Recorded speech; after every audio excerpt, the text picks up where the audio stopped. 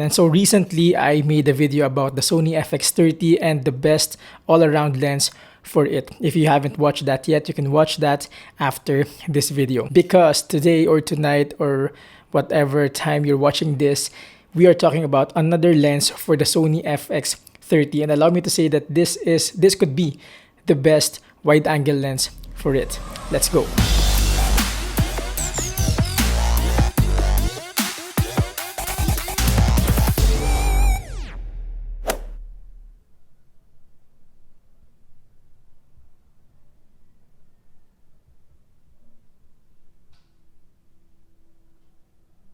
Before anything else, I would like to officially welcome you to my channel. Thank you for making it past the intro. If you are into cameras, gadgets, technologies, all that good stuff, please do subscribe and hit that bell if you haven't yet. In that case, you won't miss out on anything from this channel. By the way, this video is not sponsored by anyone. How I wish. Having that out of the way, let's dive right into the topic. And so in the last video, I talked about what for me is the best all-around lens, and that is the Sigma 18 to 50 millimeter. Yes, I said it already, but I encourage you to still watch my video about it.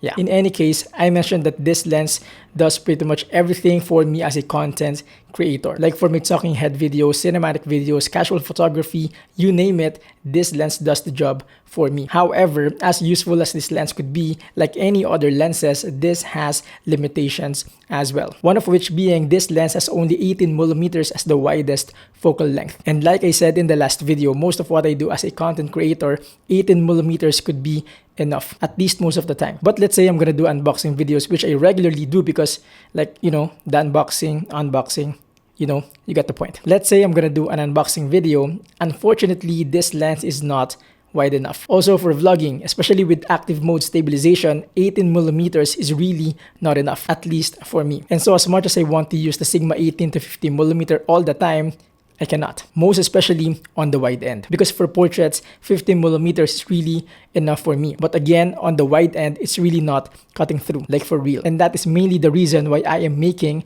this video, to give you, ladies and gentlemen, the best wide angle lens for the Sony FX30. And probably most of you would expect another lens from Sigma, because there's the famous Sigma 16mm f1.4. I already made a video about that as well. Again, you can watch that after this video. Shameless plug. And to be honest, I cannot agree more about the fact that that lens is a beast, like for real. But I do believe that it's not the best wide-angle lens for the Sony FX30. And so I'm not gonna make this long anymore. What for me is the best wide-angle lens for the Sony FX30 is none other than the Viltrox 13mm f1.4. Yes, you heard it right. It's not Sony, it's not Sigma, but it's Viltrox. I actually made a dedicated review about this lens already. Again and again, you can watch that after this video. Like I talked about there, the build quality, optical performance, and everything. And so I think it's just fair for me not to repeat everything all over again in this video. But let me show you some samples and outputs using this lens with the Sony FX30.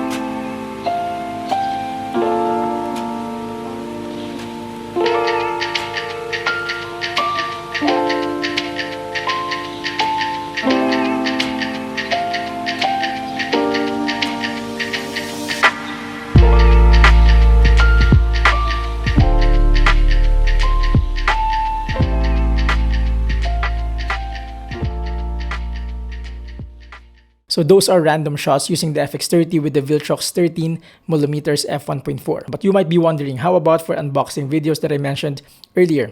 Let me show you some samples again.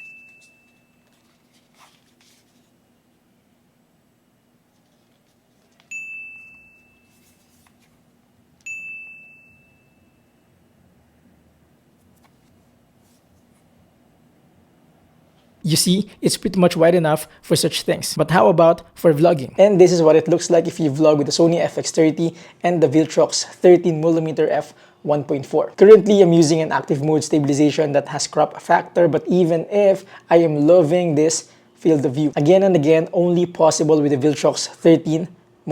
Let me know if this looks good for you or not. But for me, it's just perfect. And then finally, how about for talking head videos just like this? And this is what it looks like with the Sony FX30 and the Viltrox 13mm f1.4. And I'm just like arm's length from the camera. Yep, let me know if I'm looking decent or what. But as far as my opinions are concerned, I could use the setup.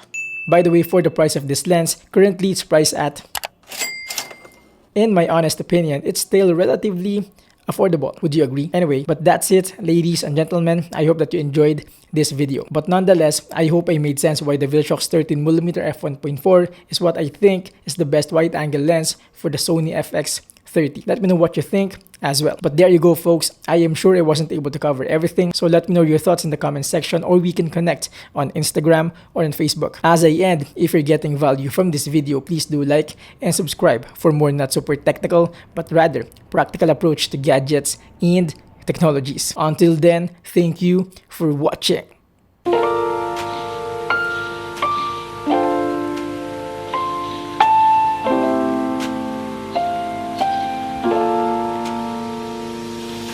And so like I said in the last video I talked about the best,